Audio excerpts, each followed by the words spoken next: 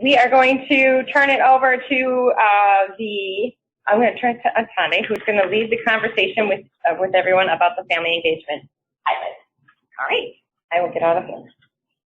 My name is Atande. I help coordinate the coalition, and I do a lot of work related to our quality efforts. And so we have the opportunity to share what we have done over the past, since June. So over the past 10 months or so, within the Practice Matters Committee, we've had a family engagement subcommittee, and we get to share back some of the work that has been done within that. So we've talked a lot, like we've shared different information over time. And what we're going to do first is that we're going to hear from Betty and Richard, who have been leading the family engagement subcommittee, hear more about their tool. And then we have the opportunity to hear from those who have piloted the tool in their home visiting program, to hear more about what it actually was like to utilize it, some of the learnings that they've gained, and what they can share with us about moving forward, what they want it to look like. And then we'll bring Betty and Richard back to talk about how it's going to become more widely available for use if you're interested, and we sincerely encourage that and want to support their really, really great work. Thanks, Atande. Good morning, everybody. I'm going to thank Carrie for actually starting this out, because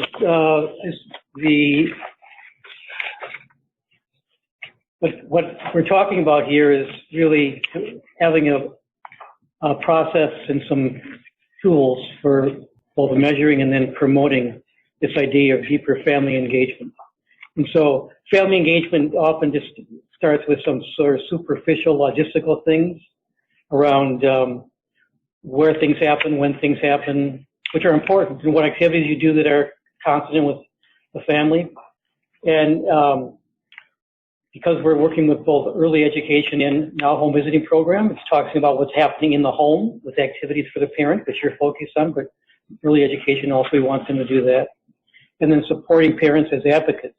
So what we're talking here with the FaCET tools is saying that we're not going there as those outside experts and saying we know what's broken and we know how to fix it, but we have respect for the knowledge and wisdom that you have.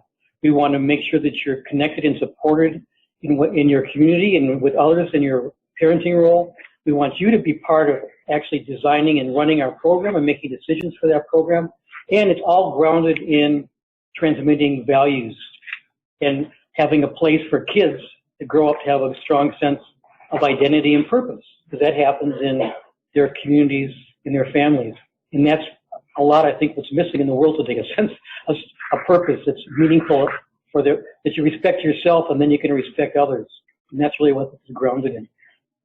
Grounded in family and community knowledge systems. And that's where Betty takes over. That was way too fast. To tell us, to again remind us what we mean by family and community knowledge systems, what these tools delve into, what they tap into in a really brief way, but in a very dynamic and deep way. And then we'll talk about what happened, who was in the pilot, and thank them, and tell you more about the pilot. Okay? Take it away. So, this has been quite a journey for us, and it's been a really enjoyable one.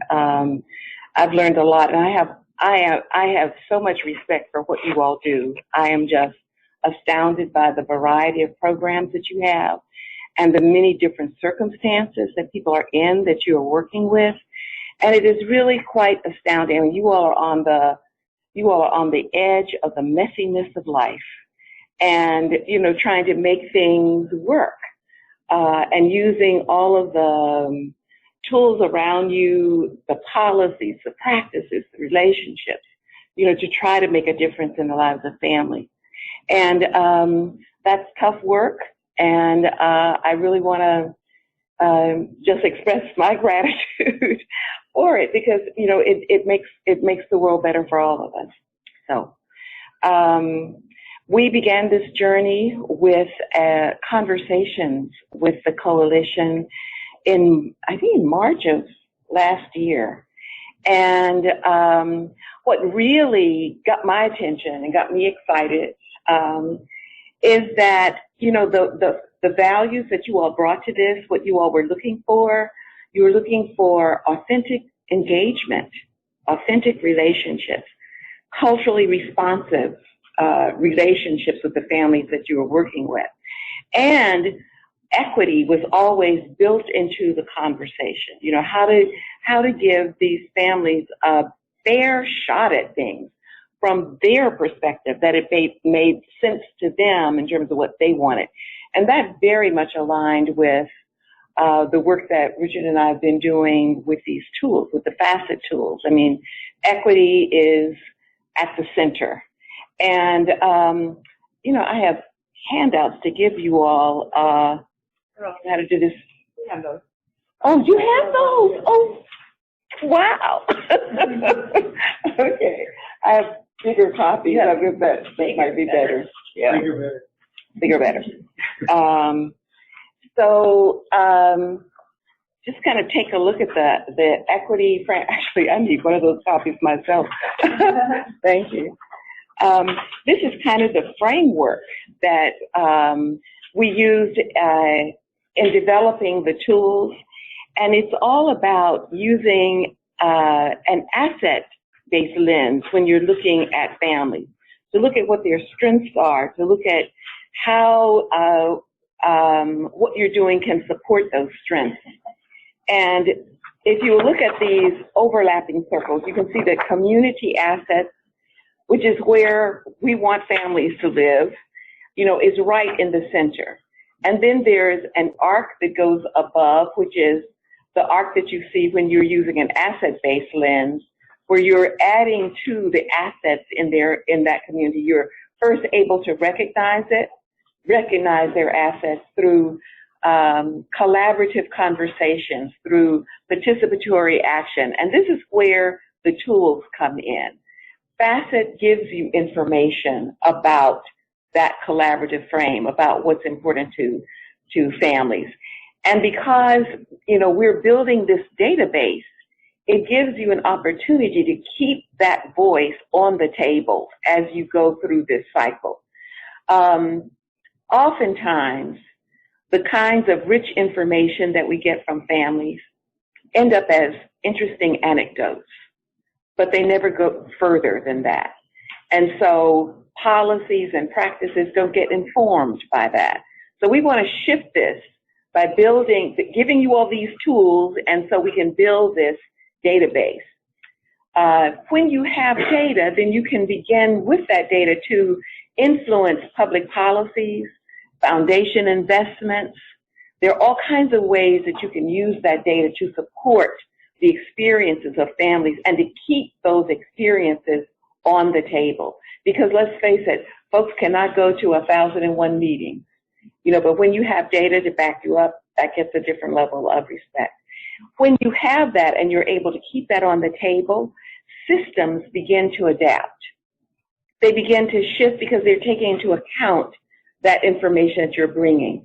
And when systems adapt, the programs and practices that they use, the services and products that they develop, reflect that adaptation, and they begin to work better for families. And then, guess what? You then can recognize the expertise of the folks that contributed to your thinking. And that means that more jobs can be created in communities. So you don't need to bring always outside expertise in. You can actually work with the expertise that's in community. I mean, outside expertise is great, you know, but you also need to be able to grow the expertise that's right at your table. So that's basically the asset arc. The deficit lens, when you don't do that, you end up extracting value from communities. And a lot of times they can end up in a worse situation if so much value is extracted. So we want to try to stay in that upper arc, and that's what the tools are intended to do. So at the center of these tools is the concept of family and community knowledge systems. You know, we all are so steeped in this vast, rich, deep system of knowledge that we often don't even recognize it, because it's like air, it's like breathing. You don't notice it until it's not there. But it's the intergenerational way that we learn, the things that we learn growing up that have nothing to do with degrees or certificates or any of that. It's the kinds of things that you take with you from your earliest days, the things that you learn that carry you through your adulthood and through your old age, those connections, those values, those social networks, the social capital that you build on.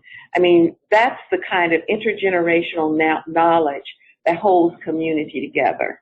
It's the glue. And so these tools are designed to make that glue more visible. And actually, the way we develop these tools, very interesting. We convened community dialogues in 9 cultural communities around Minnesota. So African American, Hmong, Latino, Ojibwe, Somali, German, Swedish, Irish, Norwegian. We got everybody. And then we listened to what people were saying. These are all homogeneous groups, so that, you know, people could honestly say what they thought and not feel constrained. And interestingly enough, 3 themes emerged across all of those different groups. And this was like urban areas, rural areas. I mean, we wanted the spectrum. And there were 3 things that people cared about. They wanted their children to be good human beings. They wanted their children to have a positive sense of themselves. And they wanted their children to be able to appreciate and navigate, to understand their social networks. So being able to understand and appreciate and develop social capital. And when you think about it, you know, that's everything. I mean, those are the things that will last you from the time you're 2 till the time you're 102. You will always be drawing on those different things. So this was the wisdom of the families that we talked with across all of those different cultural communities. So, okay. Am I? You're on the parent tool. You're on the parent. Terrible glasses. Okay. So, there are 2 tools. One is for parents, and the other is for staff. And the tools are administered by people in your programs. You will hear about some of the experiences that folks had who administered these tools. And for the parent tool, there are 3 clusters of questions. The first cluster has to do with how families are connected.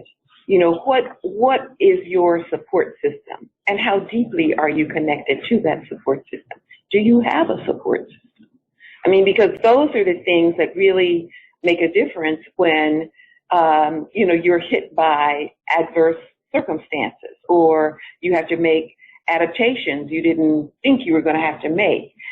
Those are the folks that you draw on, that extended family, that support, whatever that might look like.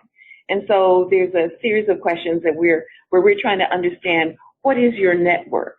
You know, how are you connected to it? How deeply are you connected to it?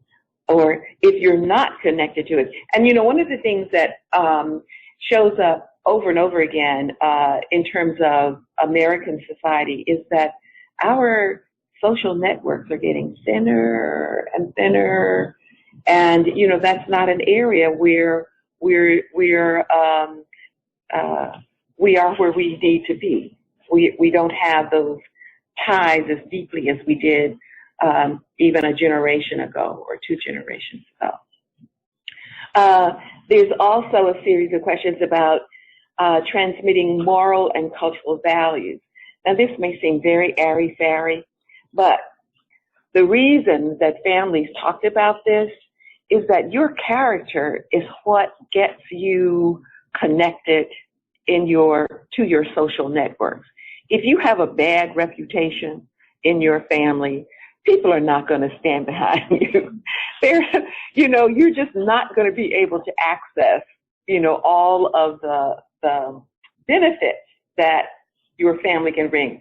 Now, I come from a very large, extended family. My father was one of 12. My mother was one of a blended family of 18. So it was like cousins, aunts, uncles, everywhere. You trip over them walking out the door. It was like, But let me tell you, there was nothing we could not do. Nothing we could not do. Somebody knew somebody in whatever area you wanted to shake a stick at. If you wanted to go to college and you didn't have a place to stay, you moved with Uncle Nathaniel. He lived 2 blocks from a college. I mean, it was just all of these things. Aunt Marie worked for an employment agency. So there are all of these things that, we could bring to bear, but only if you had a good reputation. I mean, if you were a person who did not tell the truth, if things went missing after you visited, nobody was going to help you. So that whole piece about transmitting moral and cultural values is all about, what are the rules, the spiritual, the moral rules that you have committed to? Are you passing those on to your children, and what are those about? And then the last, signs of experiencing responsive institutions, programs, and agencies. It's about how do those agencies, institutions understand your way of connecting? Are they a help? Are they a hindrance? What does that look like? And it's all about creating conversation about it so that you understand. There are no right or wrong answers to these questions. It's about experiences and how you can understand the experiences of these families so that you will know what kinds of things to connect them to, what kinds of things are most meaningful to them. The program staff tools. Do I do that? Oh, cool. The staff tools are similar, but they're complementary. They're not identical. There are a couple of questions that are the same, but for the most part, they're complementary, designed to give you kind of a 360. So from the staff level, it's about how does your program support building character and integrity in children? I mean, if this is something that parents care about, are the things that you are helping families with, do they support that? Helping a child develop a sense of self. And that, I think, especially today, is so challenging. Oh, my gosh. There are so many messages from everywhere that make no sense, that parents are trying to navigate, that children, are vulnerable to. And this is something that a lot of parents quietly grieve over, but there's nobody to talk to about that. So this is a way of having those conversations. And when you have those conversations, it's amazing what kinds of things come up. It's like people think of little things, that are doable that can make a difference. Signs of understanding and valuing community. I mean, that's a really important piece. One of the, a person in one of the programs was talking about how in these conversations, she came to see how in her, how with a lot of Hmong single parents, women, single parents, how difficult it was for them because there was, in their culture, that was not an easy thing. It's still very much a patriarchy. And so being able to discern that and find connections in their community that would support single mothers in Hmong culture and do it in a way that was culturally responsive and culturally authentic, and what a difference that made to the parents that she was working with. So you see me chuckling inside when Betty was talking about her extended family, the birth they gave. It's another example how different we are, how we work with how different. So this is one thing. I had my mother's cousin was at one time the commissioner of transportation and then the commissioner of human services for the state. So he used family connections. I was looking for a job. So I called him up and he said, "Have you heard of the want ads?" So the gap, I mean, it was like, "Real, thank you for the advice." No, I never heard of the want ads. Wow. Great advice.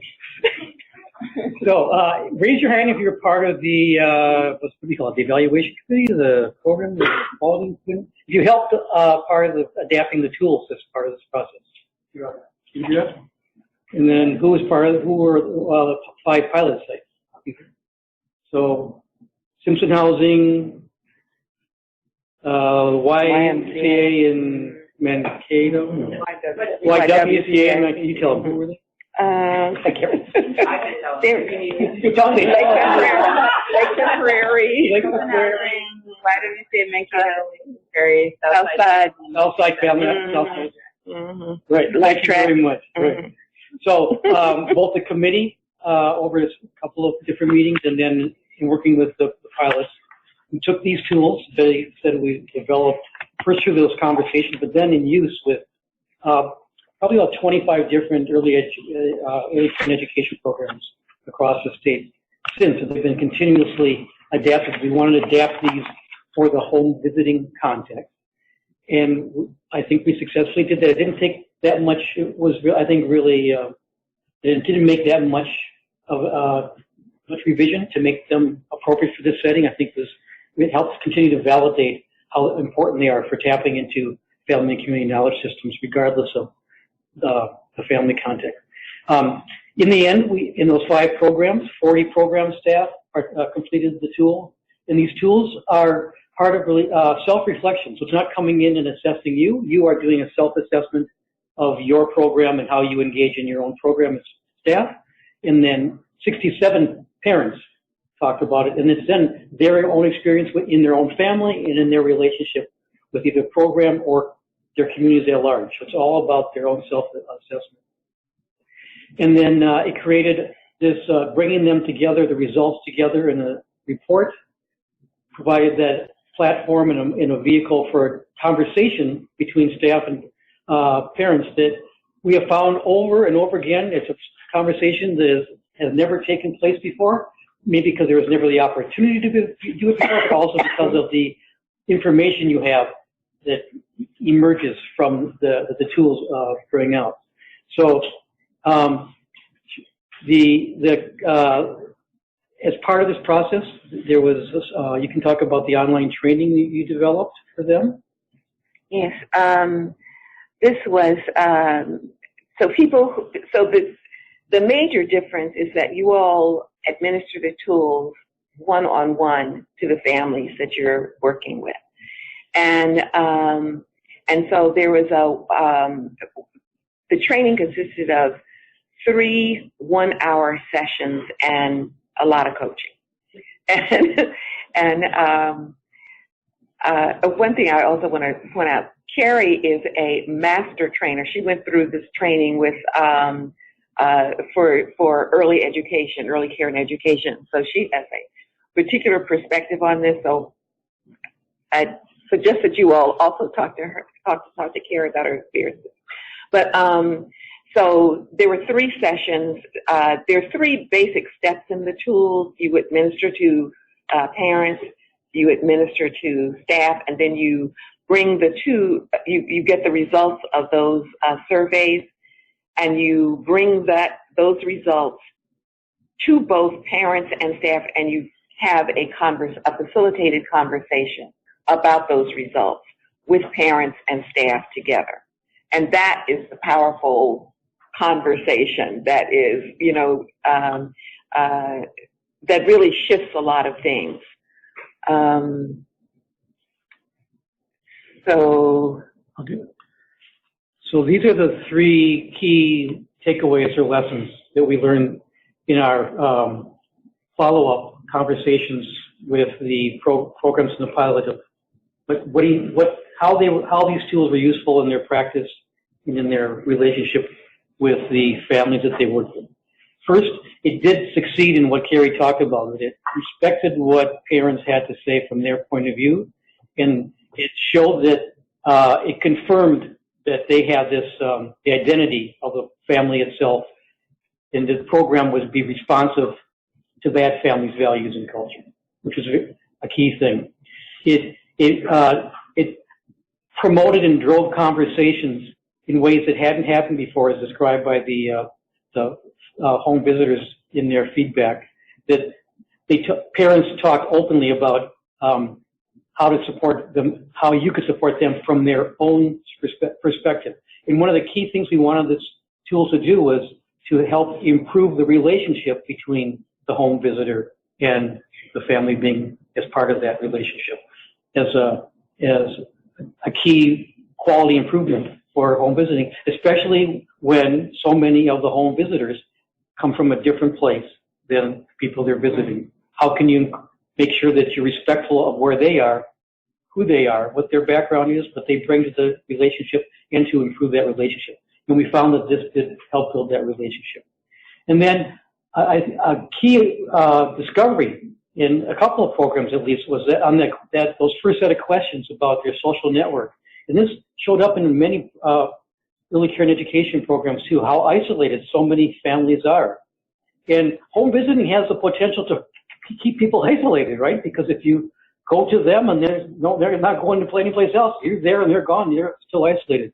So the extent to which they were willing to talk about that and to how you could use that to help them build community. And one program had a discussion about they were isolated and they felt like they really couldn't trust their children in anyone's care. That's why they weren't using any care, any outside care. And to understand the reasons behind that and what they can do to help overcome that and to help build those networks and trust so they could end that isolation and on behalf of the children. So I think just in this small pilot, three key things emerged that I think we were hoping they would with the tools as for home visiting to help increase that relationship and also to improve the kinds of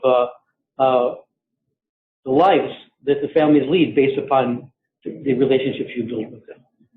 And it also builds relationships between your home visiting team members, because a lot of times, especially in this kind of very intense work, people don't get a chance to really kind of talk and unpack things, because you're always, problem solving. You're like always having to think about what is the next thing I have to do.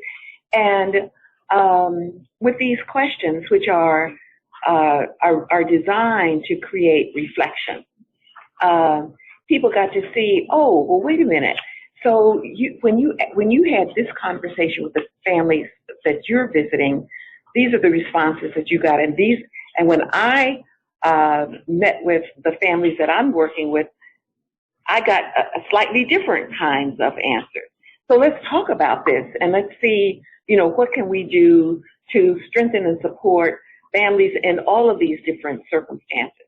And it really generates a kind of a deeper understanding, a deeper appreciation for the skills and knowledge and the ways in which each person on the team is connected to a larger community. And it's an incredible resource. So, we're excited about that, and we're hoping that you all will be excited about it as well. Thank you. Does anyone have any questions for Betty or Richard right now before we move into hearing from those who piloted it? Yes, Kelly. I just have a question. What's your next steps with it sounds like a very promising tool. What are the next steps? I know you've been working on this for a long time. Yes. We want to embed it as many places as possible because we think that this kind of information is the information that will make a difference at the legislature and within departments of government, at both the state and the federal level, because you're not just talking anecdotes. You're talking about, you know, you've got this database to back you up, and you've got people who have administered these tools and who therefore understand it and can be advocates for it. So we're thinking that all of this can make a difference. Carrie? So were you able to then do the data entry for the pilot? So for those 40, that are those, how many was it, 67 or whatever, did that get entered into the database? Yes. Mm-hmm. And do you know what your totals are right now on? For all Visting? Yeah, well, just total for all entries, like For all entries. Able to gather so far. It's getting close to 500 families and 300 staff, something. Would you mix though the two between the two tools? Would you mix that data? Because we can, but because the items are similar, or they're actually unchanged except for a couple of wording. But yeah, they're meant to be able to be combined or kept separate. It's flexible. Great. Lindsay? I was just in terms of the methodology used to measure the impact of it, both like quantitative data that you and like focus groups. The tools provides quantitative information that can then be interpreted, and then it leads to the discussion of what are the key strengths that emerge and what are the issues they might consider working on. So it's not really, the tool just collects the result. It's quantitative, but it's used in a prompt conversation. And the facilitators do submit their qualitative stuff, so any kind of extra comments or things that kind of summarize some of the discussion points. When you use that facilitation of them together, take copious time, synthesizing some of that direct feedback. Yeah. We think it can give programs a really powerful tool to be able to have conversations, well, first of all, peer conversations with families and powerful conversations with colleagues who are in other departments or policymakers and also funders. We think that this can be very useful. Great. So is there anyone online that has a question for Betty or Richard?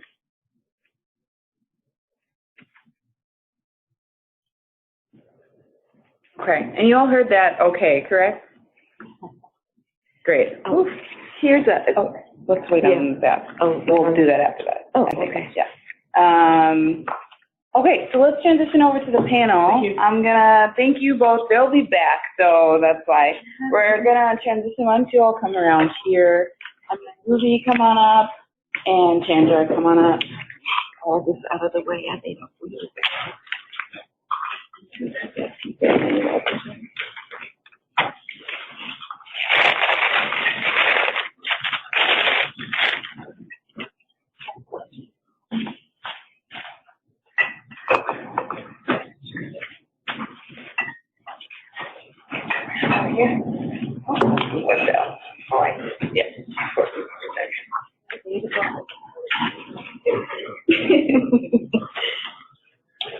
Is it okay? Do you want your color? Sorry. Oh, that's very good.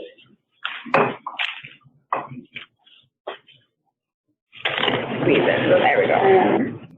Ruby, where are you? There she is. Perfect. Awesome. Okay, so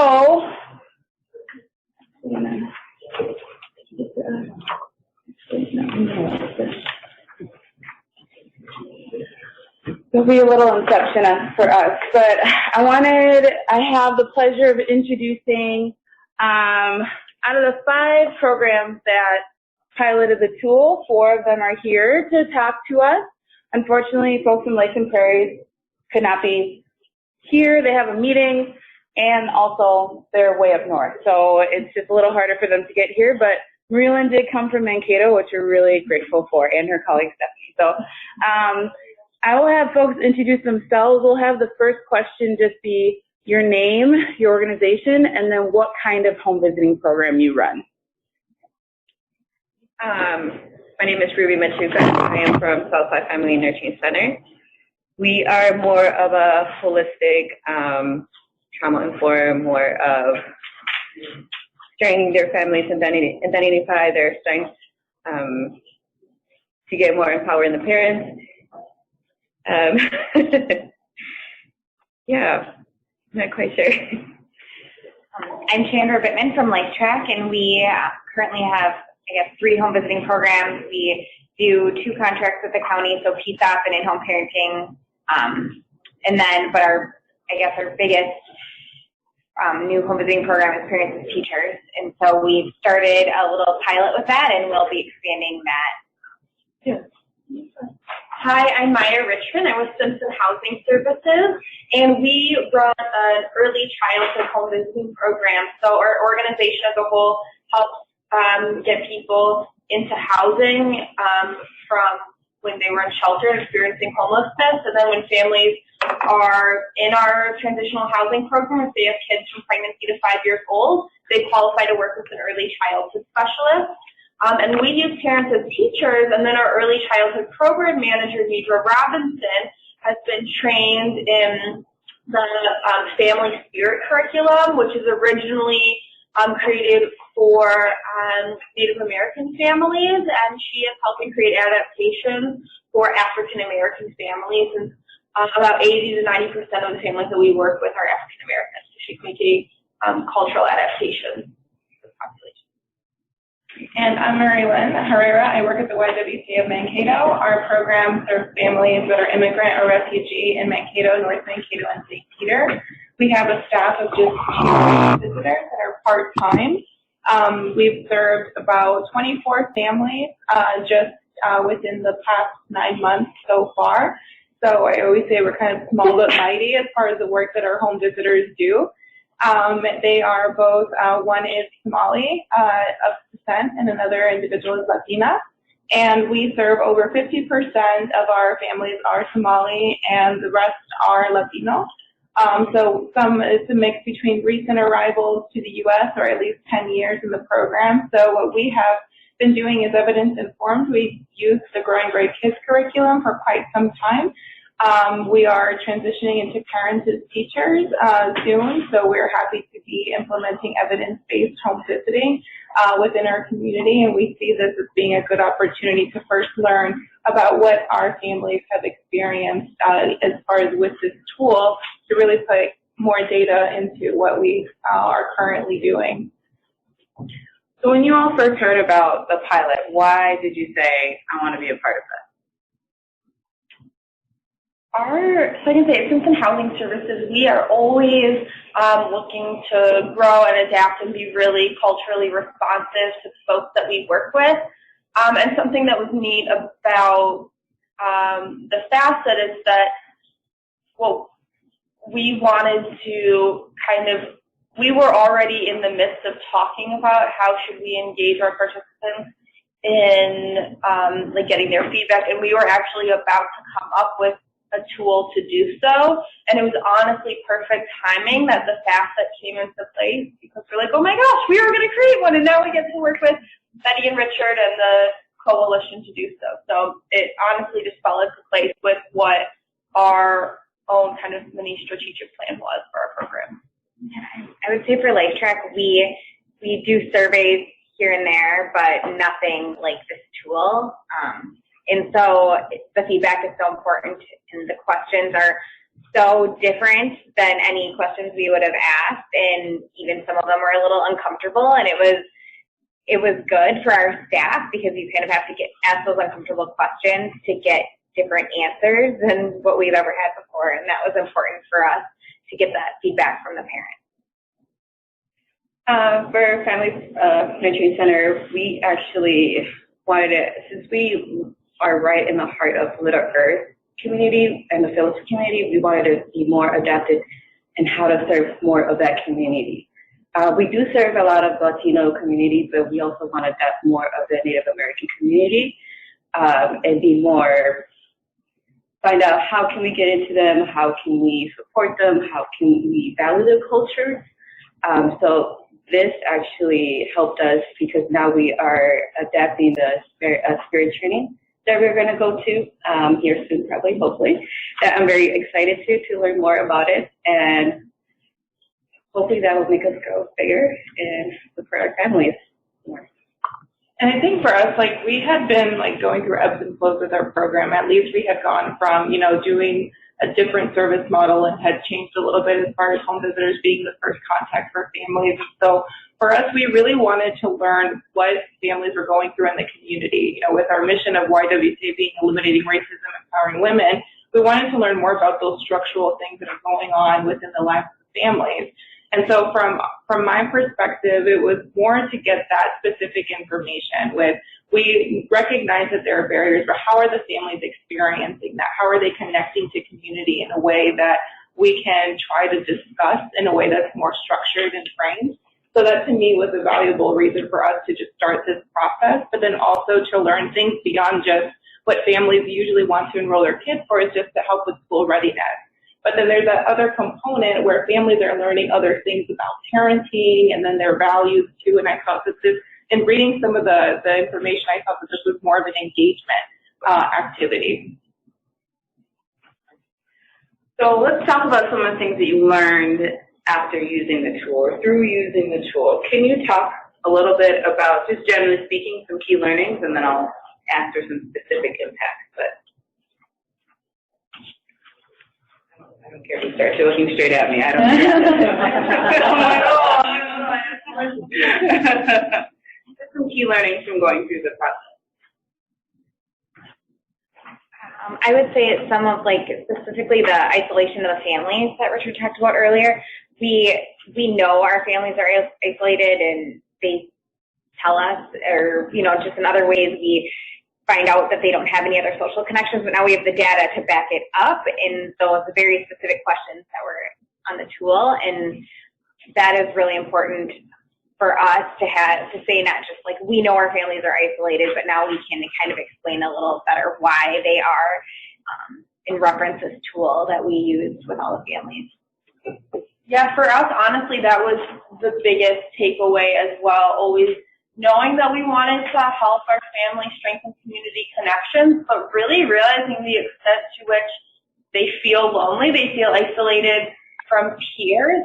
A lot of them, you know, we've kind of known this in casual conversation, but through this is a lot of them don't have friends. A lot of them aren't connected to their family or old friends anymore, because a lot of them were involved with drugs, and so a lot of our families have made choices to purposely separate themselves from other people.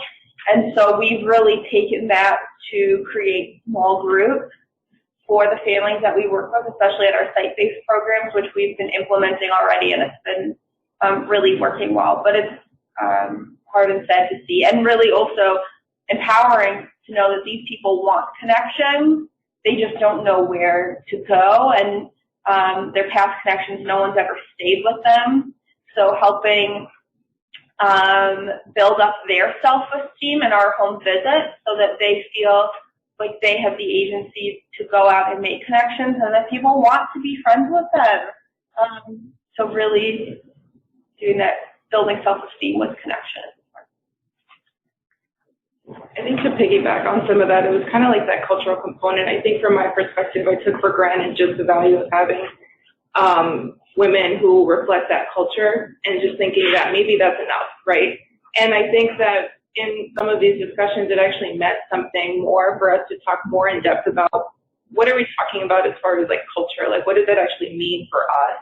And I see, at least like with our staff, in talking about with day-to-day more about what a family is going through as far as like how are they relating to the community and maybe within themselves and nurturing their family.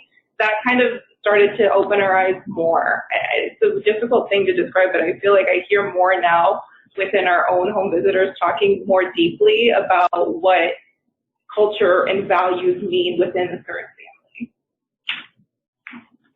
family. They actually took some of my words, but yeah, it's actually true. we actually found out more of the cultural value about it personally.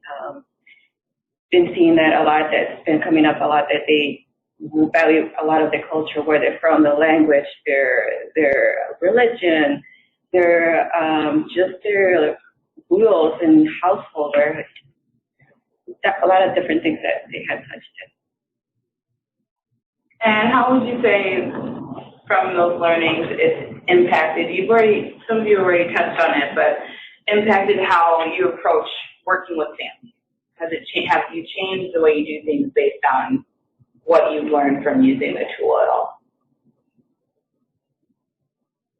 Personally, yes.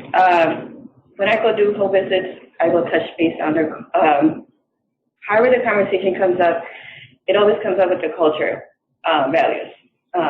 They always say, where we're from, this is how we do things. I know we're different here, but I will still value that part of them, but also try to make them, not try to make them, but also open their minds to new ideas and new perspectives of different ways. There is different ways to do these things, and not just one way. Opening their eyes that there's many ways of doing so many things. Personally, that was my key point for it. Well, like I touched on before, we had done some small groups for parents in the past, but we've really increased those groups since doing the FaCET tool. So one of our site-based programs is specifically for moms who are 18 to 24 years old, so younger moms. And we've been doing a handful of small groups with them, and it's nice because they all live in the same building, so that's easier to do. And we have a partnership with the University of Minnesota pediatric residents, and so we've had doctors come in to have small group discussions with the moms about different health topics and when to go to the ER versus not, and so forth. And we found that that has really helped build up connection in that smaller site-based apartment building.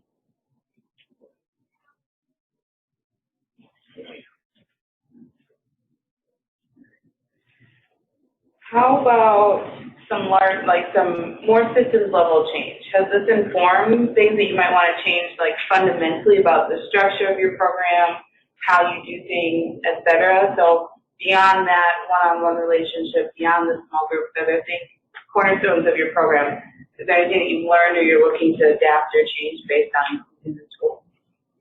If you would like to use the tool as part of a parenting group instead of asking or administering it individually with the parents at their home, maybe just taking the whole tool and kind of going through some of the questions as part of a parenting group, or maybe like at the beginning of a parenting group. So we have more buy-in to do the third part of it, which is the facilitation with the staff and the parents, so they feel a little more comfortable coming together as a group.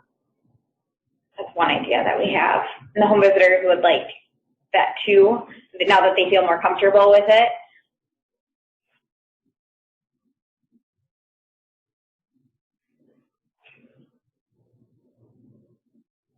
Our biggest change has just been the family spirit and creating cultural adaptation, and really continuing to hone in, in our group meetings with our advocates, is asking them questions about, making sure that they're being culturally responsive and open with the participants that they're working with, and really having that be a part of staff conversations instead of just assuming that all of our advocates are having those conversations with families or being culturally responsive and connecting them to appropriate resource. Make sure that we're having more of those conversations in staff meetings so we can assure, because since everything's in home visits, we want to make sure that's actually happening. So as you all have used the tools firsthand, for those who haven't used it or are thinking about it, what would you say the fact that these tools they provide to home visiting programs / the field? What's the benefit? Getting to know the families, family strength, the importance of what they really, really value. Shows the families that we've really value them and their perspective and their culture, and as a program, being able to collect, the data and hopefully as a collective group using all of that to make changes program-wide and statewide, that'd be really cool. And for our families, they know that, we ask them questions and are always about having an open dialogue and making sure they know we're learning partners, that they're, trying to eliminate, this, hierarchy. But they really appreciated, how, official this seems, that people really cared about them and that there was, this outside organization that was oh, they value our opinions. So for them, they felt, the parents were oh, I feel so cool for doing this, and that other people care about us. So that was just an interesting. One of the feedbacks that I got when we did this was that they were very thankful for asking these questions and it also made them reflect on their own. Yeah. Mm-hmm. So that was one of the biggest key parts that I took from that impacted me. That's you reflected. Now our home business have a little different because of the reflection that they made with the answering this question. I think because it's so kind of conversational, you do open up more, and that part was really, I think, helpful for us because at least as me, I'm not going to the home visits. So when I hear this stuff, I hear it usually from the home visitors, so it's kind of secondhand. So me and administering the tool, I got to hear firsthand what parents were saying and how they were feeling. And that, for me is how I'm thinking about a program or how I'm structuring things and all that. I think it meant more to hear directly from families because, usually, oh, there's the manager, so I have to be ready to answer. But it was more of a humble way to talk about things because you're listening to someone and you're respecting that part of their life and, kind of committing yourself to that you're going to use this information in some way. And I think that was very helpful for our program. But then also, just as Betty had mentioned earlier, there's this anecdotal information that you can now quantify. And that, in the world of grant writing and, and funding and things like that stuff matters. But then also reflecting on that there's other ways of knowing, and that we can instill that some way in actual practice that can be, quantified. So one of the things that I'll say right now, I have one more question, then I'll open it up to the group. One of the things that I'll say is that, so out of the 5 programs that piloted, 4 of them, at the time anyway, were running evidence-informed programs. All of them have now been funded by MDH. There was only one program, Lakes and Prairies, that's a Head Start program, that chose to be a part of this.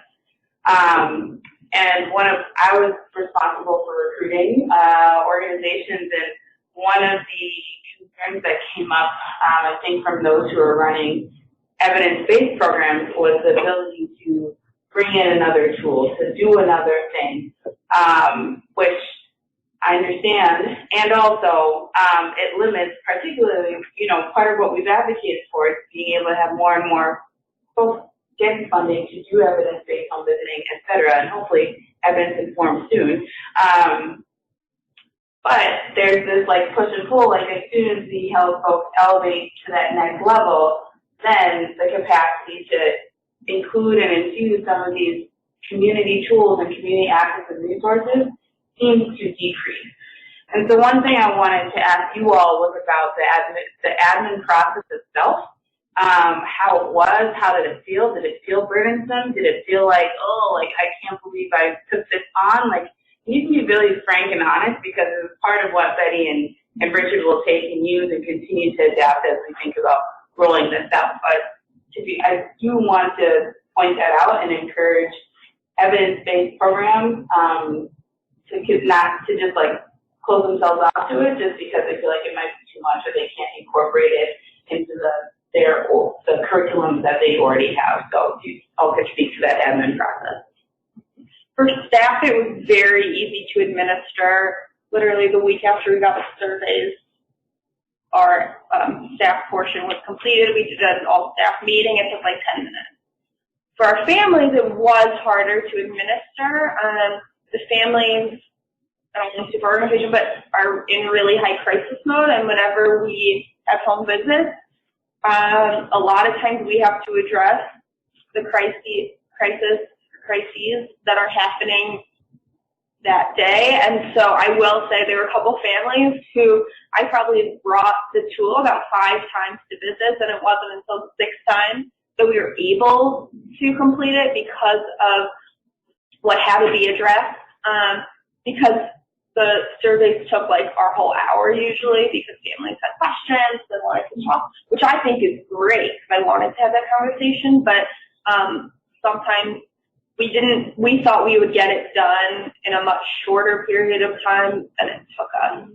But once we had the conversations, they were wonderful. When we did the surveys, we actually did it with a family event.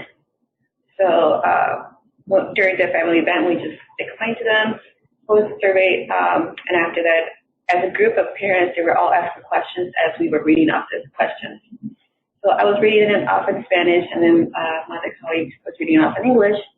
So we were just taking turns, and they were all just asking questions. If they didn't understand the question, or what do you mean about this? It was a wonderful open conversation to have, to get more of their feedback on it too. I think for us, and I just agree with what you said, the staff part wasn't hard. It was just getting in with the families and then getting it done. It just sometimes takes a few visits to get it completed, and then I didn't have to do the data entry. We had a Vista that did the data entry, so that part wasn't bad either. So just getting it done with the families. That's what I would like to do it in the future, like at a family group or having a parenting group, and just make it part of the group and incorporate it. I think it would be a little easier to get them completed like within a timely manner. I think in hindsight that would be a really good idea, because for us, like, we actually brought in a third party to help us with administering the tool. But it's kind of like group work when you're in college. You all have the responsibility, but one person kind of ends up doing it. And so, and that was because schedules don't always align well with the third party, so that they have their things going on and we have our things too. So it's kind of like that. And so, I administered most of them. And so with the small programs, if you have small programs, then it's a little bit tougher because your time is that much more, regimented or spread thin. So with our, for me as a program manager, I do a whole bunch of different tasks at one time, and then I have my home visiting staff do one thing, so it's hard to find the time, and so we definitely took a long time to complete the surveys. And then not only that, with certain families, we did flat out get a no from at least a couple. One of them was because language was a problem. She spoke a language that's not typical in the community. She spoke Mum. So that was really hard. She didn't feel confident in giving that response. So that was just a couple of things that we had to, recognize that even some mothers too wanted to answer with their spouse, and there's just not that time throughout our day to do that. So that was a little bit of a struggle to recognize that, mothers want to have their other participate in some of this stuff, where we can't always accommodate those schedules. Well, thank you. I want to open it up to the group to ask any more questions that you might have. I really encourage you to ask questions now that we have this opportunity. This is pretty rare, so anyone can start us off. Yes. What's the frequency in which you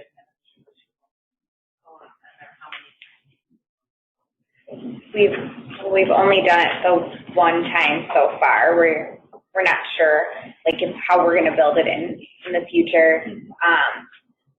Right now, our home visiting clients aren't as long term, but they will be. We get more parents and teachers families. So with some of our home visiting families right now, we might only have them for a couple months. It just really depends on the program. So we haven't worked out how we're going to build that in, but we would like to. Is there an expectation for the tool to be administered with consistency, or Can we hold so I can repeat that question? And the initial question was with what frequency are the tools administered? And they said that because it's a pilot, all programs have only administered it once, and I think some are trying to figure out how frequent they want to do it, if they will continue on with the tool. And then Teresa's follow-up question was, does the tool have some recommendation around how often you administer these programs? And Betty, if you could hand her, thank you.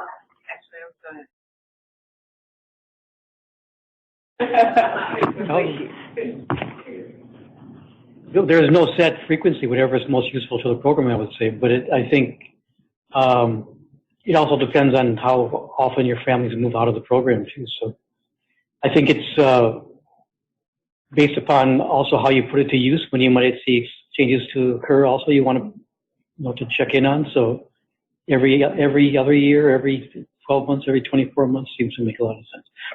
I want to just first, before I want to say thank you so much, both for participating, but I wish we had a video. This would have been a great commercial. This is being recorded. Is it? I mean, plus that, but it was so rewarding to hear how this tool is useful at Little Earth, with families, formerly homeless families. I mean, the variety. Thank you. It's just very rewarding to see that it was so useful. So thank you. Thanks, Teresa. What other questions do folks have? Yes, Karen, can you make sure you're close to the mic? Sure, thank you. Has knowing and feeling like you have a little bit more information about engaging with these families changed any of your practices in your home visiting program?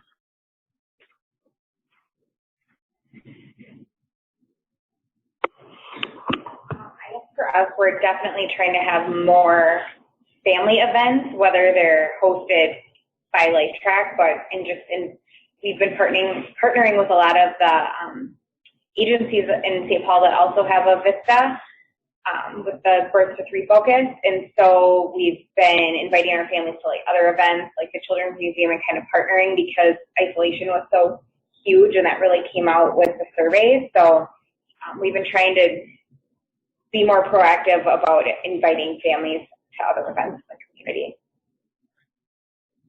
And I would say for me, it's, I kind of had a lingering thought in the beginning that we should be more honoring and respectful of cultural wisdom and make that more of a practice. But I think that this just fortifies that. And I think just kind of helped me feel more confident in doing that in a program as a strategic, point of view, because as we're getting ready to implement evidence-based home visiting, we do have to establish a community advisory board. And for me, I just felt, kind of okay, knowing what I know about how families see themselves in the community and just how they see those values transmitting to their children, that you would want to have those families in that advisory board, that they are, so knowledgeable about what they're doing, that they are, to kind of promote them in that way. I feel comfortable doing that more now than I did, I think, 5 months ago.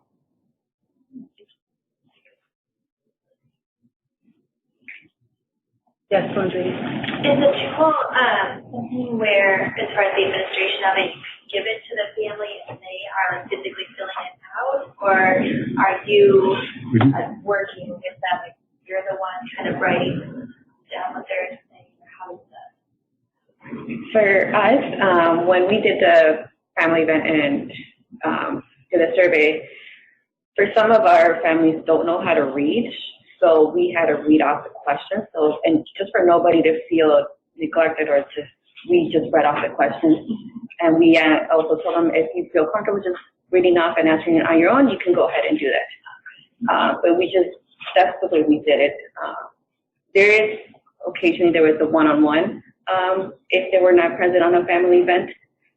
Other than that, they did it on their own if they knew how to read it, or if sometimes what I did was do you want me to read it for you, or do you feel comfortable reading it? And most of the time they're like, can you please read it for me? And then I'll be like, okay. And then I'll just hand it back to them and have them check off, and they will answer the questions. And then I will cover up the answers. I try to cover it up, or I will not see it, just for them to feel comfortable.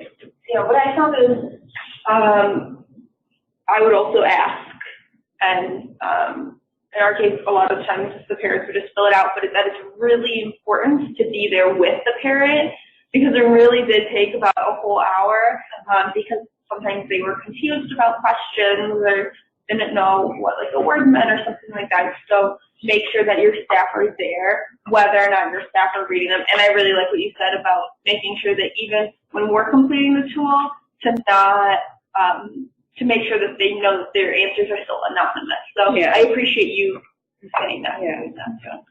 And the tools are anonymous. There's no identifier on them at all. Exactly. Totally anonymous. One thing I just want to, it's interesting that on your own, you decided it's probably best to do as a group, because they originally designed it that way, and we adapted to make it so you could do it really one-on-one, but it is designed really to be done at the facilitated group, both for the completion and the discussions. So I'm sure it'll go much easier as a group. So it's not really meant to look at the responses for individual families, kind of use that with your work with individual families, meant to be a more global. The way that I implemented it was one-on-one, but I would do group, if I could, because I had asked some visitors, what do you think is best for me to administer this tool? And they said, well, over the phone is good, because, some of them, they might, if I'm not there, again, we decided that we wanted to do this outside of the regular home visit. And so they said over the phone, because time, with other children being in the home. So we did it that way, and I felt that it was quick from me for some people, but I used an interpreter when it was Somali-speaking families, and so those took a little bit longer to explain a couple of things. So but like I said, if I could do group, I would have done that one better with the home visitor. Yes. When it's done, can you bring the mic closer to Betty, please? When it's administered to a group, the interesting thing about it, I think, is that each of the questions tends to generate a lot of conversation. But then people individually answer, because the response could be different for each person. But it's unpacking the question, I think, that really stimulates a lot of interaction. Yeah. Yeah, I have a couple of questions. Hopefully they're quick. Thank you. So is there anything program specific in them? I realize, or is it, thinking about when you would want to administer it, when your program, beginning or end or middle, or is it more the bigger questions? Okay. That's what I was wondering.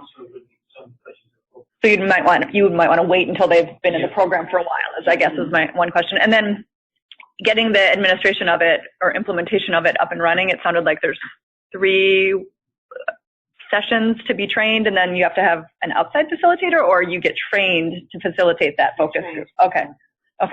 And then just one final question. It sounds like it's pretty flexible, but if we have a bigger program, you could just take a smaller sampling of families, for example, because you might not, it sounds like in terms of time frame, getting answers back from 300 families might be really, so you could do a smaller sampling. It sounds like you can use it the way that it would most benefit you. Is that sort of the program? Okay, thank you. Or if you're a big organization, you can register as groups within that organization. So you could have smaller parts of it. Okay. And are you guys the ones that are actually doing you have access to your own. But for the training for the facilitators and everything, is that something that it would be for you? Okay. And so, Marilyn has but are there any last questions? And then we can actually shift back into Richard and Betty answering questions about admin and some of those details. That's okay. Any more questions for our panelists? I do. Yep. Hi. Okay, over here, Laura. Can you speak a little bit about the reflective nature of the tool and how it showed up in reflective practice as program managers or administrators overall, right? So either specific to the families you're serving in the program, but has it also impacted some of the reflective practice work you do with families who maybe didn't participate in responding to the tool? I feel like for our program, parents commented on how helpful it was to realize how much they missed being part of a community. And that parents would say, I've just been in go, go, go and crisis mode for such a long time, and being in survival mode and doing what I have to do to survive, that they appreciated being reminded, wait a second, part of living a healthy and fruitful life is being part of a healthy community.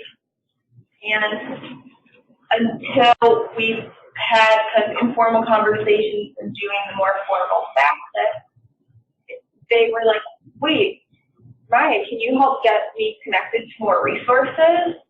And even though we had tried to make those community resources connections actually more in the beginning of their time getting out of shelter, it wasn't until they were more stable and secure in themselves and had more self-esteem on their own that they felt like it was time to re-engage their community in a healthy way. So I felt that it was really eye-opening, and I heard from people that it was eye-opening for that reason. So that's okay.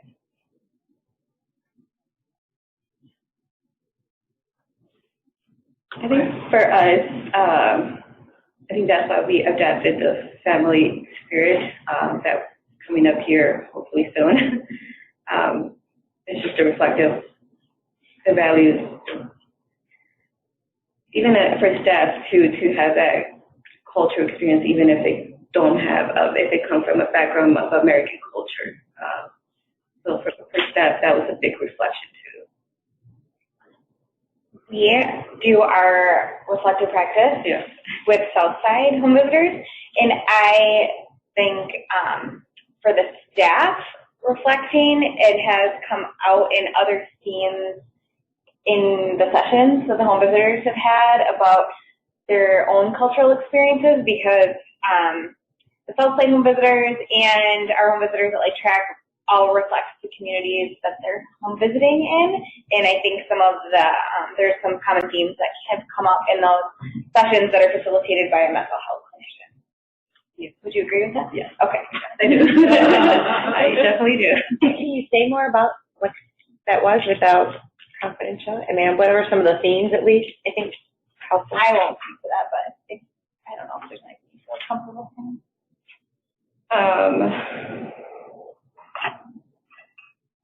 I mean, part of it can be religion. Part of it can just be trusting other agencies, other bigger people in the community. Yeah. I mean, it's give us our basic understanding. I'm not sure. Just would you say? I'm trying to interpret what you're saying and what I know a little bit of what this is. Would you say because staff reflect the community that they are serving, the process can generate some very similar results, and Correct. Those have to be worked through as well? Yes. Which is fantastic. Because that's what we want. Yeah, I mean, really rich discussion with the home visitors about their own cultural experiences and similarities with clients, a lot around just maybe just being women, being respected, taken seriously, lots of different themes. Religion, like you said. Religion, empowerment of women.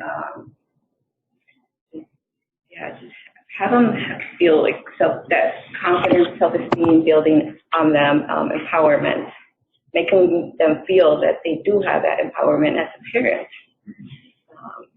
And that we're not just going in and telling them, hey, this is what you need to do. No, we're empowering them and giving them strengths and identifying their strengths to build on that too. Can I do a follow-up? Yep. Would anyone else like to? I can ask the question. Okay, so a follow-up that I would have is, as we move into the next discussion point of if others want to implement the tool, could you speak to how you as program managers, directors, might want to prep staff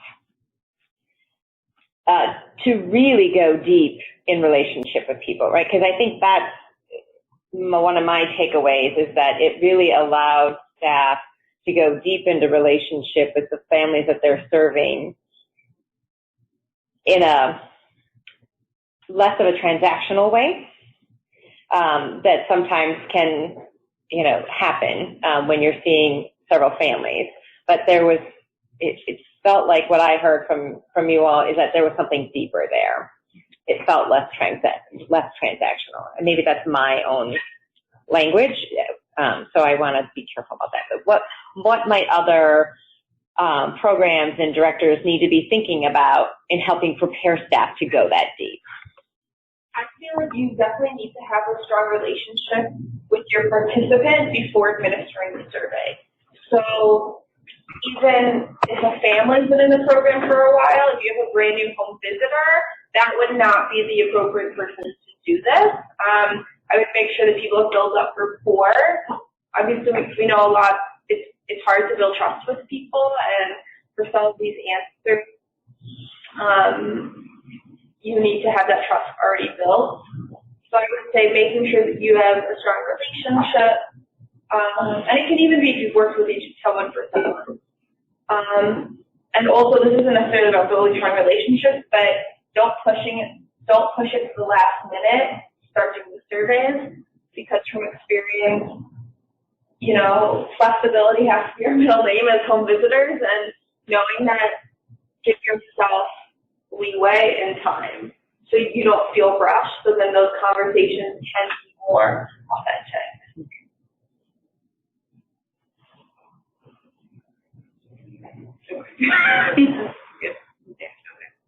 Well, please join me in thanking our panelists. Appreciated you all being able to talk about your own experiences. So thank you so much, and I'm going to re-invite Betty and Richard up. Do a little switcheroo here. And we'll just end by them sharing how the tools are going to be made more widely available. Right, yeah. So we have some handouts here that you all can, if I can figure out how to, I gave you one of each, and I'm going to pass it out. Oh, thank you. Yes, okay. So here's some handouts. One describes, it's just a front and back thing that summarizes, what the program, what FaCET is about, and what the process is like. And then there's a second sheet that talks about FaCET services, what the training consists of, the price, and so forth. So if you all have any questions about that. I'm handing it out. For those of you that are online, I don't think these are available yet, but they will be. And we'll be sure to send that out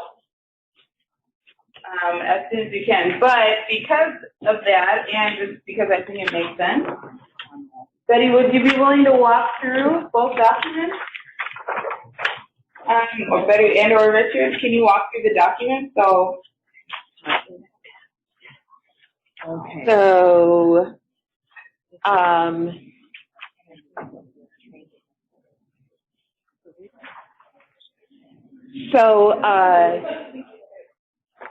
the first document says the heading is Improve Cultural Responsiveness in Your Home Visiting Program. And it talks about, 4 things that you can receive from this program. You get from FaCET, the FaCET process. You can get information that can engage families authentically, information that can show what families most appreciate and where improvements can be targeted. that can help you understand and better use the strengths of your home visiting team, and that document what you are already doing well. So those are just some quick bullet points. There's some quotes also about what people have said who use the program, but I'm just also just so grateful for the panel and everything that they said. I mean, that just, you all have made my day. Just in terms of the FaCET process and what the home visiting program will have to do, and then what kind of support FaCET provides, there are 3 steps. The first step is that your program administers the parent survey and you enter the data into the Wilder database. And you will receive the kind of support that you receive for that step is you get training and coaching on how to administer the parent survey and how to enter the data. Step 2, you administer the staff survey and enter the data. And let me just say, these do not have to be sequential. It doesn't matter whether you do the parent survey first or the staff survey first. That can all just be based upon what's convenient for your program. So anyway, administer the staff survey and enter the data. The FaCET support you receive is training and coaching on how to administer the staff survey and enter the data. And then the step 3, this is after you receive the report from Wilder, the automated report that shows you the patterns of the responses that you got from the surveys. You will then facilitate a dialogue between parents and staff based upon those survey results. So everybody can get the survey results. And that's what's so, I think, unique, different about our process. It's transparent, and it doesn't create a hierarchy about who has information and who doesn't have it. Everybody gets to see it. And then the support you receive is training and coaching on how to identify those patterns in the survey results and how to facilitate that parent-staff dialogue.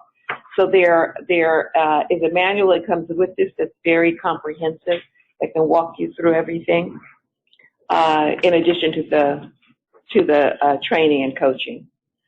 And you also can get additional coaching that's custom, that's tailored to your program's needs and particular circumstances.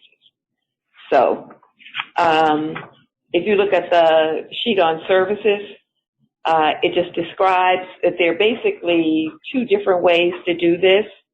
You can, as an individual program, sign up to implement the FaCET survey process, and you will get 3 one-hour online trainings for a staff person in your organization or agency.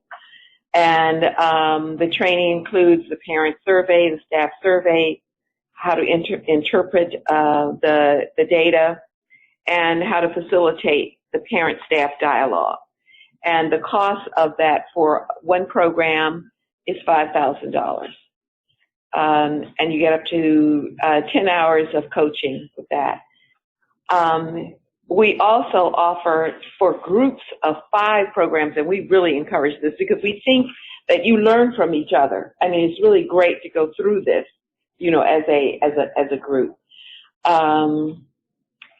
So with a group of 5 programs, it's the same. You get 3 hours of 1-hour online trainings for a staff person in your organization.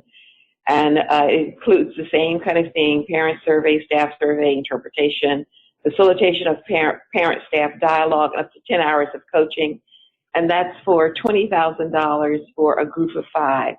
So you save $1,000 as a program for that. And then you might need custom coaching because I am just astounded every program is so unique and you're dealing with such different circumstances. So you might need or want custom coaching. And so we can design coaching for you on any particular aspect of this. And that's $350 for 2 hours of coaching. And then let's say you've administered it, it's the second year, you're thinking about doing it again. You don't need any kind of intense training or any on that level of training, but you might want some touch-ups, some reminders. So you can get technical assistance and coaching at $175 an hour. So that's basically the package. Can I ask a question? Mm-hmm. Is this a train the trainer then? Or, because it's talking about a one staff person. So if you have an organization that has 4 staff people, so then does that change the $5,000 to $20,000? Oh, we haven't talked about. No, it's just for organization. Okay. Well, so we have like 4 people. We really have a. Can I talk more about the way it happened in the pilot and as a way of possibly thinking about it? So we had,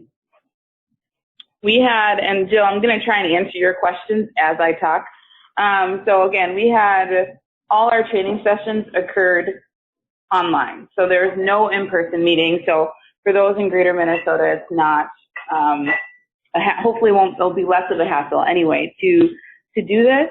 When we had some orientation sessions, and those were just for those who were like leaders, like Chanja, for example, would be at that.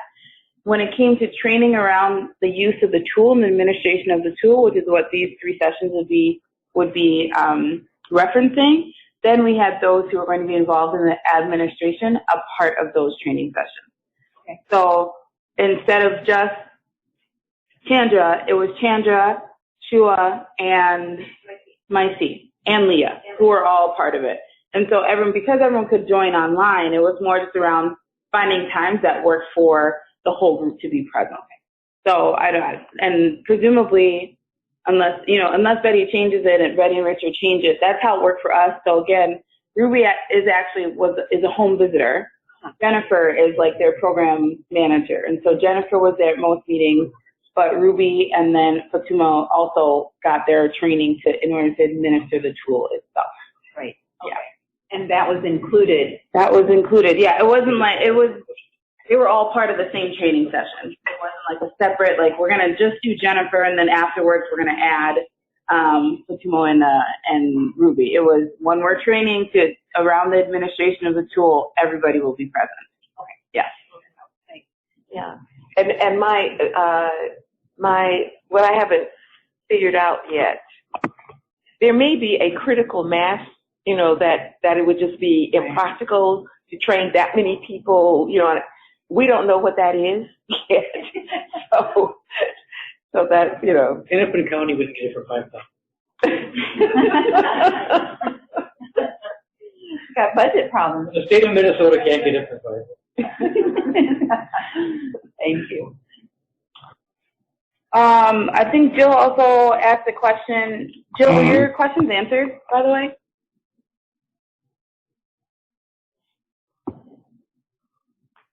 She's getting prepared to talk, so I should change it to gallery. I was earlier wondering if there is anyone from Greater Minnesota on the Home Visiting Coalition. Oh, and the coalition in general. That's my a great first question quite a while ago. Oh, yeah. Okay. I thought you meant related to the tool itself.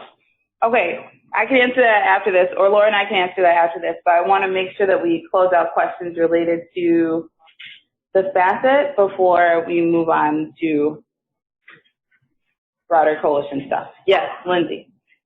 So the $5,000 one time, is that so you don't have to pay $5,000 every time you use it, one time, and then it's just do it in March, and you want to do it 12 months later, you can make copies, I guess, of the tool and let you Yeah, you might want to get hours worth of PTA to get started. The next time.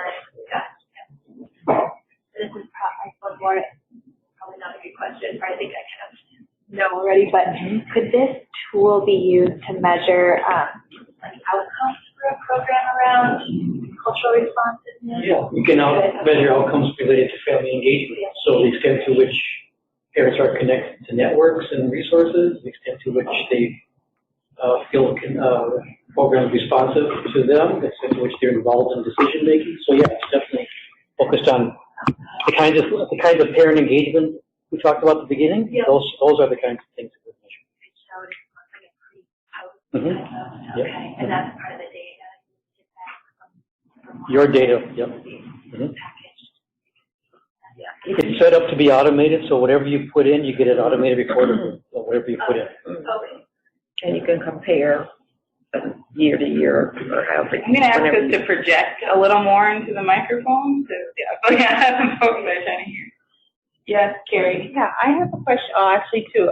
Does the database distinguish the home visiting responses versus the early childhood education responses? Right now, every organization only gets their own results. Okay. Right? But the administrators, yeah, we know what type of program it is. Okay. Yeah. And then is there like an annual goal that you have to get a certain number of family or provider responses entered into the database so that it does have a greater impact on legislative decisions, either in early childhood policy and funding or home visiting funding? Well, that is our dream. I would assume we're that organized. Right? That'd be great. We don't know. We do not have at this time that kind of goal. Okay. Right now, it's organic. You know, we're just creating a market. We would like for that to happen. Yeah. Do we know what a good number would be that would say this is the voice that we're hearing and legislators need to listen? Like, is there, 2,000, 3,000? Do they need to have 10,000? I mean, do we know what's going to tickle their ears? You heard the 3 people call them when they started jumping. Okay, I would say more than that. Yeah. I think we actually have that number now in there for the total. Is what? I think it's working towards that now. I mean, 500 is a good number. And I think you can think about it in multiple ways. Like, there's multiple ways to message what the information is. So where the organizations are coming from is pretty critical. How many various organizations are being represented and who they're working with, et cetera. So there are a lot of ways to communicate what is being learned, more than just here's how many people, which is also a good number, here's how many families you've spoken to.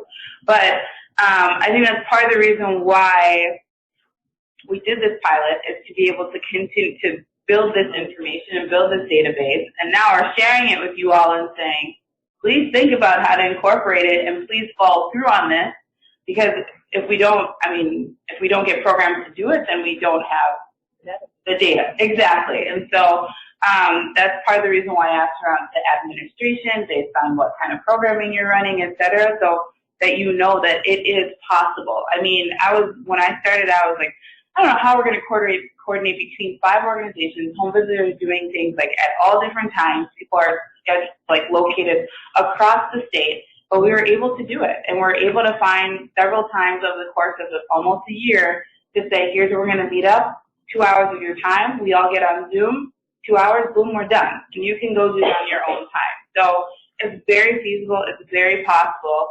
And I want to encourage you all, particularly those, especially those who are not necessarily running an individual program or a single organization, but those who have reached out, Dawn, Teresa, Kelly, et cetera. You are systems level folks. You can continue to spread that word if this sounds like something that you feel like would be useful information and build the case for home visiting and why it's valuable. I should mention Carrie as well as a funder, et cetera. So this is why we have Betty and Richard here. This is why we're trying to share back what we've done and have a chance for everyone to get their questions answered. So you all have as full a picture about what this is as possible. I just had a question. Sorry. No, that's okay. About financing it or funding it, I guess, whether or not there would be coalition, if there would be opportunities to add that into anything when you're looking for some sort of funding or putting that into a proposal or something like that. So does that seem like there's potential for that? Drop that in there. In the competitive grants that are available through the Department of Health, there are training dollars that you're looking for. And Dawn is here, maybe you can or can't speak to it. but it may, if you want to add it as a piece of your training, and you can speak to how it supports your goals of your program, would that be an allowable expense? Yeah. You can use the results of the pilot, the identity confirming relationship building, community building in your grant proposals too, saying this is what we're trying to do with our, it's been found in other programs, this is what we want to do. Yeah. You got some backup here for that from 40 staff, 67 parents, pilots. I would assume, this is Laura again, for those who are online as well, I would assume it would make good sense to reach out to the, if you're running an evidence-based model, to reach out to the model and just make sure that they're aware that you're wanting to explore the use of this. So, Gemma, for you too, the national model, you'd probably want them to take a look at the tool and just making sure that there's buy-in from your national partners for the use of it as well. We think it's especially important for those evidence-based models to use this because they're the ones who tend to be less flexible and need to have this kind of engagement. Okay, so can we thank Betty and Richard as well for coming? Thanks, Jill. You can see your clap. And Aaron. Okay, so I'm going to have Laura come back up here.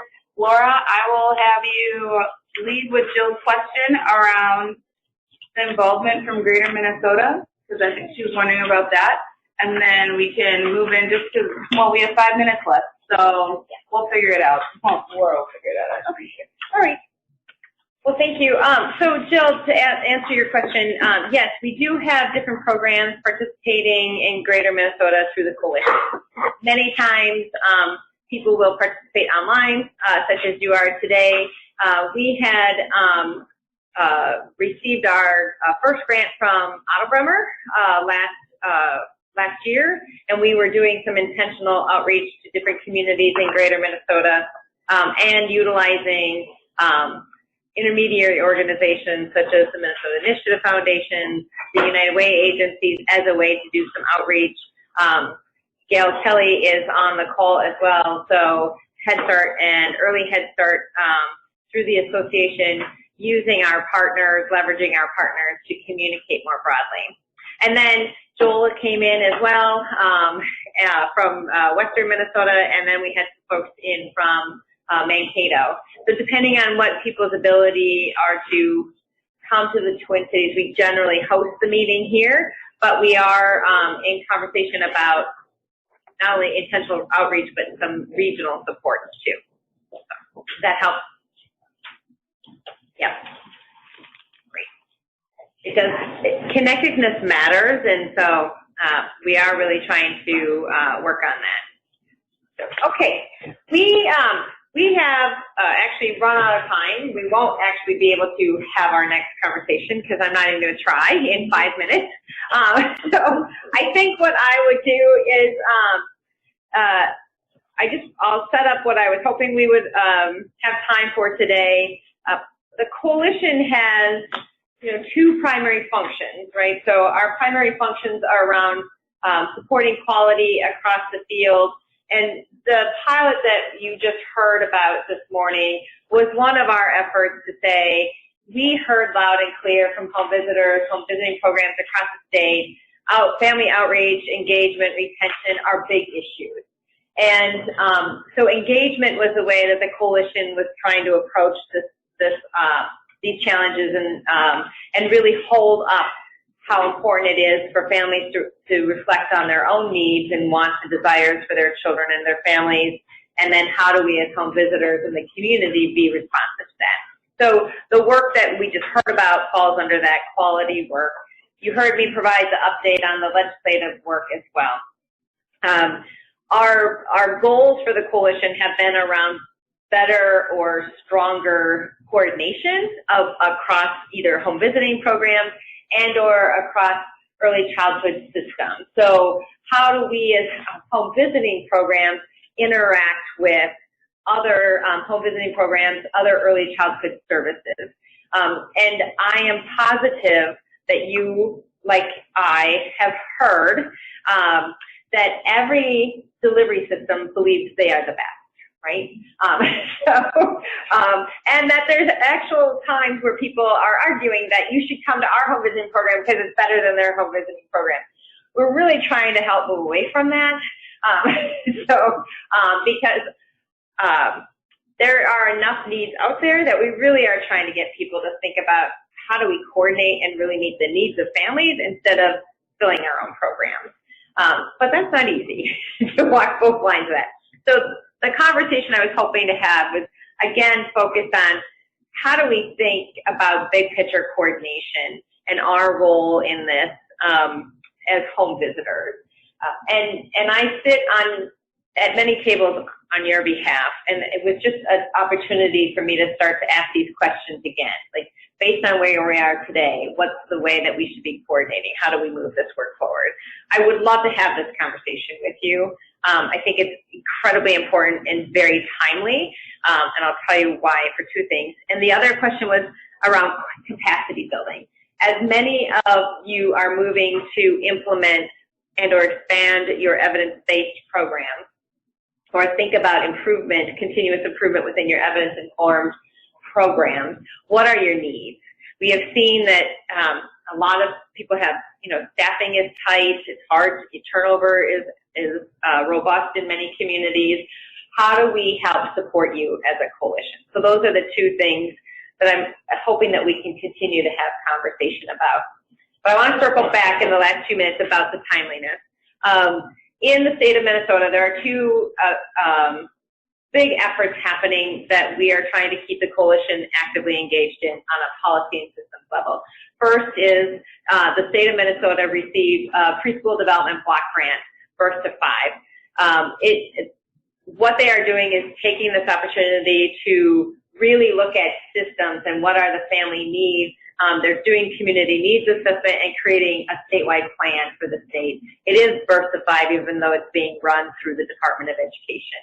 We are trying to stay engaged in that, and Kelly, the work is running through the Children's Cabinet at the state level. So Kelly Munson is here joining us today, trying to stay engaged with the work she's doing and the teams of the state agencies. And then previously we brought to your attention the Prenatal to 3 Coalition, and that's a group of advocacy organizations. Beth has been representing the Home Visiting Coalition at that table, and that's kind of the outside game to what the state agencies are doing with the Preschool Development Block Grant. So there's funding coming in from national foundations to support a policy agenda that aligns Birth to 5. And we through the Home Visiting Coalition had played the active role of 0 to 3 for a long time. And we're now opening doors and bringing in more people into that work. So the work that you've done, the work you're doing in the community really matters, because we've got policy agendas that are being made for the state of Minnesota. Home visiting is solidly part of that. So these questions are important. So I just say, for those of you who are online and with us today, if we send these out, either through email or if we pick up the phone and make some calls, this information is timely. We don't have another quarterly meeting till August, so I hesitate waiting until then to get that information. But I wanted you to be aware of those things that are going on. And if you are so inclined to shoot me or Tane an email about some of these questions, or if you want to actually schedule some time to talk, that's what these questions were about. We don't ask them for just to do a check-in, but we really want to use the information in some of the policy work that's taking place. Questions about any of that as we wrap up for the day? I think there's. If we have feedback, when would you like that? Oh, as soon as you have time to provide that. Well, I think let me give you a specific time. I think it would be really helpful to have the information by the end of June. I know that the state agencies have contracted with other organizations to lead needs assessments. maybe what we should do is I'll try to get the information to all of you where they are doing the community conversations. They are happening, as I said, through the Minnesota Initiative Foundation, and they are happening with Indigenous Visioning. They are hosting some within the American Indian community, and Children's Defense Fund Minnesota is hosting them here in St. Paul, Minneapolis. There it is. I think MinTrack, or no. MinTrack and Minnesota Indian Women's Resource Center. Okay. Minnesota American Indian Resource Center. Yeah. Did I say it wrong? Minnesota Indian Women's Resource Center. I know, I got to think about it. And I would just add one thing to this. If you grab the speaker. Oh, yeah. Or you can come up here too. No, I'll grab the speaker this time. The only thing I would add to the PDG grant, the Preschool Development Grant, is this is an implementation year, and the timeline that the feds gave us is terrible in terms of doing community engagement for a needs assessment. And so we're doing the best that we can. It doesn't mean that that will end once we'll be applying for an implementation grant. But the implementation grant is done December 30th. And so you have to do community engagement and then do the needs assessment and then write a strategic plan. And then in August, apply for the implementation grants. And so it's a very quick timeline. And this is the Fed's timeline. This is not Minnesota's timeline. So just want to let you all know that we'll be providing feedback to the feds on that.